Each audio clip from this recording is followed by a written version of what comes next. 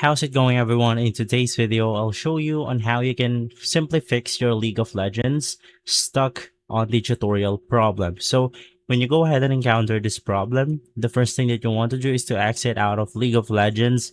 And if you cannot go ahead and do that, just press Control Alt Delete on your keyboard. That will simply take you to the Task Manager. And here you just want to look for League of Legends. Simply click End Task, and from there you will be able to exit out of the application right here. Now, the reason why this is happening is because two things. One is we might have corrupted data opened on our League of Legends right here, or we might have some missing files that we need to go ahead and fix.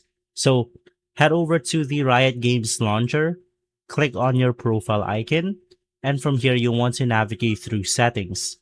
Inside settings, simply scroll down until you click or find the repair button. So just go ahead and repair your game. So I'm going to just click repair. And from there, you should be good to go. Just wait for this to finish. If this video has been helpful, leave a like, subscribe, and follow us for more videos like this. Thanks for watching.